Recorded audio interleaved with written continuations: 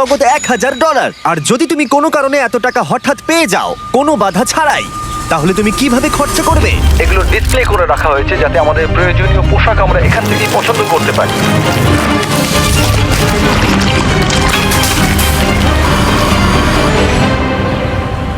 ঠিক আছে, কিন্তু উগান্ডাতে বসবাস করা কয়েক হাজার মানুষ এটাকে অন্যভাবে খরচা করবে।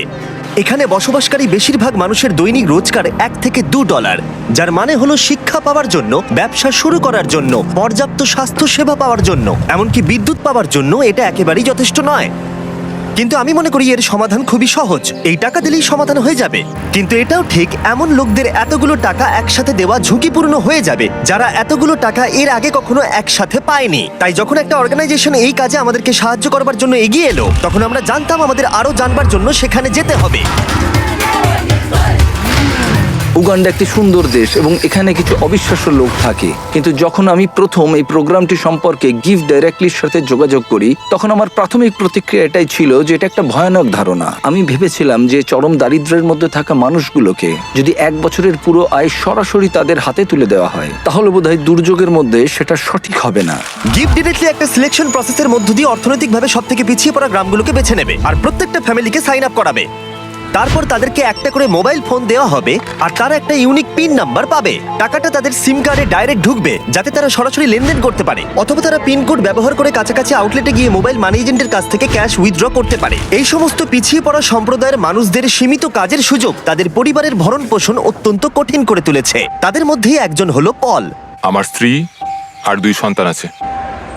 আমরা 4 জনে থাকি। আমার পরিবার দিনে একবারই খেতে পায়, আমরা একবারই খাই, রাতের বেলা, যেটা আমার কাছে খুব কষ্টকর।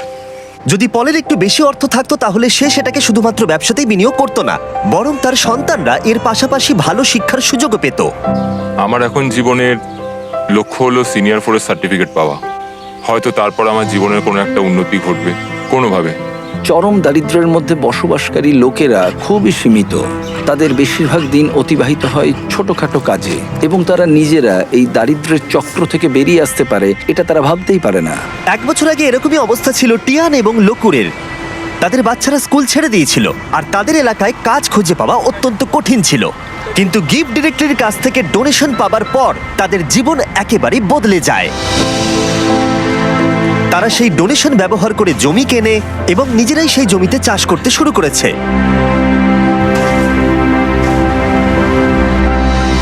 তারা একটা গ্রেন মিলও কিনেছে এবং তারা এখন গোটা সম্প্রদায়ের জন্য শস্য প্রক্রিয়াকরণ করে অল্প প্রফিটও করছে। তারা এখন তাদের সেই প্রফিট দিয়ে নিজেদের বাড়িতে একটি দোকান খুলতে চায়। তার সাথে লোকুরে এখন গ্রামের মধ্যে একটা রিফুয়েলিং স্টেশনও চালু করেছে। এই প্রোগ্রামটি কি করতে পারে তার জ্বলন্ত উদাহরণ এটা, কারণ এর ফলে তাদের ব্যবসা এবং অর্থনীতি দুটোরই উন্নতি হয়। তাও আমাদের সন্দেহ ছিল এই ডিরেক্ট ক্যাশ দেওয়াটা কতটা কাজে আসবে। আমরা জানতে চাইছি এতে ওদের কি কি সুবিধা হবে ওদের ট্র্যাডিশনাল সিস্টেমগুলোকে কাজে লাগিয়ে। তাই আমরা স্থানীয় গিভ ডাইরেক্টলি ফিল্ড অফিসার সিলভেস্টোর সাথে দেখা করলাম। আমি এই কমিউনিটির মধ্যেই থাকি, আমি কারামোজাতে কাজ করি। আমি এখানেই জন্মেছি এবং এখানেই বড় হয়েছি। আমার ক্ষেত্রে যেটা হয়েছিল, যখন আমি বড় হচ্ছিলাম, মানে যখন আমি স্কুলে পড়ছিলাম, বিশেষত যখন আমি সেকেন্ডারি এডুকেশনের জন্য পড়ছি, আমার বাবা মায়ের কাছে অতটা টাকা ছিল না যাতে তারা আমার পড়াশোনা আরো এগিয়ে নিয়ে যেতে পারে। তাই আমাদের বাড়িটা বিক্রি করে দেয় যাতে আমি স্কুলে যেতে পারি। সেটা ছিল আমার কাছে আমার স্বপ্ন বিক্রি করে দেওয়ার মতো, আমার সবকিছু বিক্রি করে দেওয়ার মতো। এটা ছিল এক চরম দারিদ্রতা, আমাদের কাছে কোনো কিছুই ছিল না। যখন আমি গিভ ডাইরেক্টলিতে জয়েন করলাম, আমি বুঝতে পারলাম যে এটা অনেক অনেক আলাদা। আগে আমি যাদের সাথে চ্যারিটি করেছি তাদের থেকে অনেক আলাদা। গিভ ডাইরেক্টলি আমাদের ডিরেক্ট ক্যাশ দেয়, সেই ক্যাশটা আমাদের কমিউনিটির মধ্যে যায় আর সেই ক্যাশটা আমাদের কমিউনিটির বিজনেসও বাড়ায়। এই ক্যাশটার বদলেই আমরা আমাদের চাহিদা পূরণ করতে সমর্থ হই। মানুষ দারিদ্র্যের মধ্যে আটকে পড়েছে প্রচেষ্টার অভাব বা সামর্থ্যের অভাবে নয়, সুযোগের অভাবে তারা দারিদ্র্যের মধ্যে আটকে পড়েছে।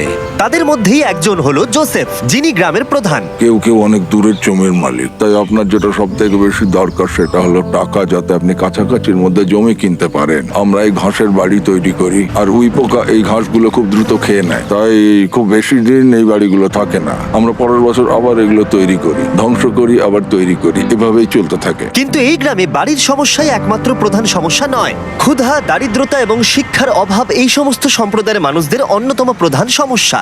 তার নিজের গ্রাম পরিচালনা করার বোঝা ছাড়াও জোসেফ গুরুতর স্বাস্থ্য জটিলতায় ভুগছে।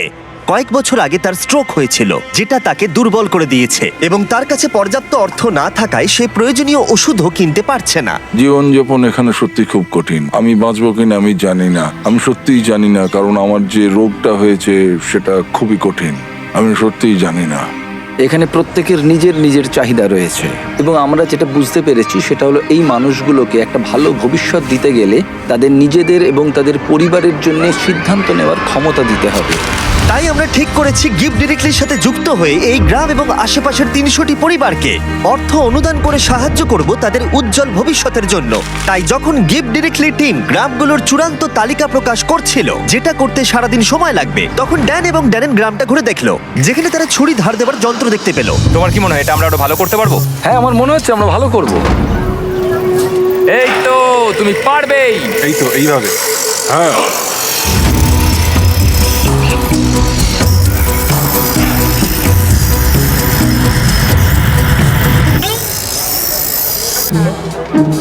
এবার এখন এগুলো টেস্ট করার সময়। ওরা কি টেস্ট করার জন্য চিকেন এনেছে? না, ওরা আমাদের জন্য চিকেন আনেনি।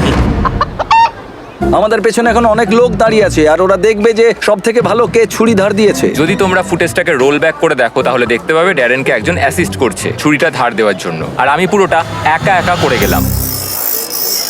আমি অনেক বেশি প্রফেশনাল ভাই। হ্যাঁ। ঠিক আছে। আর এখন ড্যান এবং ড্যারেনের পালা। আমি চ্যাম্পিয়ন। হ্যাঁ হ্যাঁ, তুমি চ্যাম্পিয়ন, তুমি চ্যাম্পিয়ন। ড্যারেন হার মানতে না পেরে অন্য কিছু চেষ্টা করলো। সমগ্র আফ্রিকা জুড়ে লোকেরা তাদের মাথার ওপরে জিনিসপত্র বহন করে থাকে। ড্যান আর আমি এখন সেটাই চেষ্টা করতে যাচ্ছি। ওরে বাপরে। দাঁড়াও। আরে তুমি দাঁড়াও। ইয়া। তুমি কি ঠিক আছে? তোমার হাত নিচে তো? হ্যাঁ। তুমি এটা নিয়ে দাঁড়িয়ে আছো কি করে? ঠিক আছে। তুমি তৈরি তো? ও, আমি জিতে গেছি। হতেই পারে না। ঠিক আছে, এইটা ড্যারেন জিতলো, কিন্তু ওর ব্যাগটা। তুমি এটা কিভাবে করছো?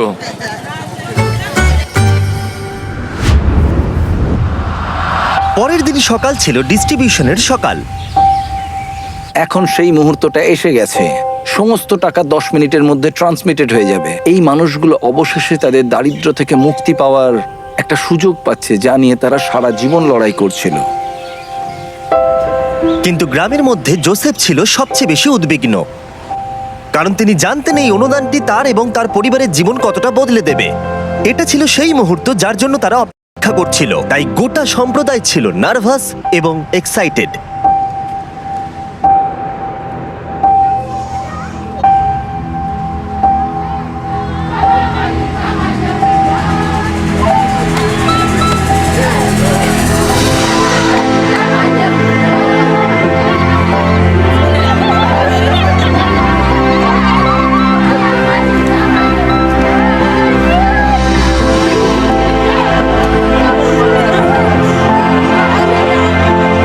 এটি অনেকগুলো মানুষের জন্য একটা সত্যি অসাধারণ মুহূর্ত।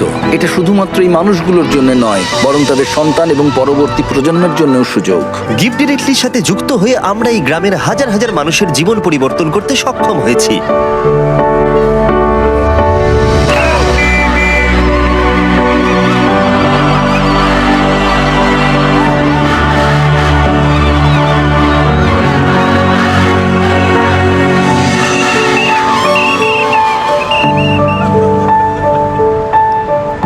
টেক্সট মেসেজ পাওয়ার পর এখন সময় তাদের টাকাগুলো উইথড্র করবার। 100 বছর আগের থেকে এই মানুষগুলো কোনোদিন সেরকম ভাবে সুযোগ পায়নি, কিন্তু এখন তারা এগিয়ে চলেছে। তারা সুযোগ পাচ্ছে। ইতিহাসের একটি কলঙ্কিত অধ্যায় শেষ হয়েছে এবং তারা শুধু নিজেদের জন্য নয়, পরবর্তী প্রজন্মের জন্যও শক্তিশালী ভবিষ্যৎ গড়ে তুলতে পারে। এবং তাদের মধ্যে বেশ কয়েকজন এটার সঠিক ব্যবহার করতে শুরু করে দিয়েছে, যেমন রুথ। এই অর্থকে কিভাবে কাজে লাগাতে হয় তার শক্তিশালী উদাহরণ হলো রুথ। গিফট ডিরেক্টর থেকে টাকাটা পাওয়ার আগে আমি আমার সন্তানদের ঠিকমতো দেখাশোনা করতে পারতাম না, কোনো ওষুধ কিনতে পারতাম না। আমি একজন হাউসওয়াইফ ছিলাম, আমাদের জীবন খুব কষ্টে কাটছিল। কিন্তু প্রতিকূলতা সত্ত্বেও রুথ গিফট ডিরেক্টলির সাহায্যে তার স্বপ্নগুলো সত্যি করতে দৃঢ় প্রতিজ্ঞ ছিল। সে তার স্বপ্নগুলোকে বাস্তবে পরিণত করবার জন্য এবং তার পরিবারের সন্তানদের উজ্জ্বল ভবিষ্যৎ দেবার একটা সুযোগ পেয়েছিল। ও এখন তার ব্যবসায়িক মনোভাবকে ব্যবহার করে শুধুমাত্র নিজের উন্নতিকরণের জন্য নয়, বরং তার পুরো সম্প্রদায়ের উন্নতিকরণের জন্য। আমি এখন আমার পরিবারের সব দায়িত্ব নিতে পারছি। এখন আমাদের জীবন অনেক সহজ হয়ে গেছে। আগের মতো আমাদের আর কষ্টে দিন কাটাতে হয় না। কিন্তু রুথি একমাত্র নয় যে তার টাকাগুলোকে সঠিকভাবে ব্যবহার করতে শুরু করেছে, যেমন আউমা যে তার গোটা জীবনকে উৎসর্গ করেছে শিক্ষার জন্য।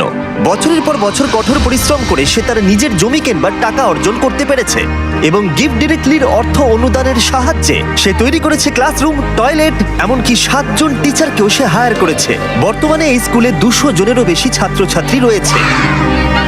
এই অর্থ সম্প্রদায়ের একটি অত্যন্ত প্রয়োজনীয় ফার্মেসিতেও ব্যবহার করা হয়েছে। হাজার হাজার শিশুর জন্য স্কুল ফি এবং ইউনিফর্মের জন্য, এমনকি কয়েকশো পরিবারের বাড়ি তৈরিতেও ব্যবহার করা হয়েছে এবং অর্থ কিভাবে ব্যবহার করা উচিত তার উদাহরণ হয়ে দাঁড়িয়েছে। এই মানুষগুলোকে সামান্যতম সুযোগ দেওয়া হলেই তারা সেটিকে গ্রহণ করে এবং এটি করতে তারা ঝাঁপিয়ে পড়ে। এটি তাদের কাছে এমন একটি সুযোগ যা তারা আগে কখনো পায়নি, এবং এই ঘটনাগুলো আমার জীবনে এতই ইন্সপায়ারিং এবং মোটিভেটিং ফ্যাক্টরস যা আমি কখনো এক্সপিরিয়েন্স করিনি। ট্রিপটা শেষ করার জন্য ড্যারেন আরো একটি স্কুল পরিদর্শন করলো। গিফট ডিরেক্টলির অনুদানে 1 সপ্তাহের মধ্যে শিক্ষার্থীর সংখ্যা গিয়ে দাঁড়িয়েছে 650 থেকে 980, কারণ তাদের প্যারেন্টসরা এখন সক্ষম স্কুলের ফি দিতে এবং ইউনিফর্ম কিনতে। Little children, little children, obey your parents, little children. কিছুক্ষণ আগেই মেঘের আওয়াজ শোনা যাচ্ছিল। আসলে সবেমাত্র বৃষ্টি শুরু হয়েছে। বাচ্চারা গান শুরু করতেই মেঘ মুছে গেল এবং আকাশ এখন উজ্জ্বল। এটা একটা খুবই আশ্চর্যজনক অভিজ্ঞতা ছিল। Little children, obey your parents. Gift directly প্রমাণ করেছে যে আমাদের প্রাথমিক ধারণা একেবারেই ভিত্তিহীন ছিল। আমাদের এরকম নতুন অনেক আইডিয়া আছে যাতে আমরা সবাই মিলে একটা সুন্দর ভবিষ্যৎ গড়ে তুলতে পারি। কিন্তু প্রয়োজন আরো অনেক, তাই আমরা গিফট ডিরেক্টলির সাথে অর্থ অনুদান দিতে মাত্র 1 মাইল দূরে আরেকটা গ্রামে গেছিলাম। সাহায্য করতে চাইলে ডোনেট বাটনে ক্লিক করুন বা giftdirectly.org/beast এ যান, যাতে আমরা আরো বেশি করে উগান্ডাবাসীদের সাহায্য করতে পারি।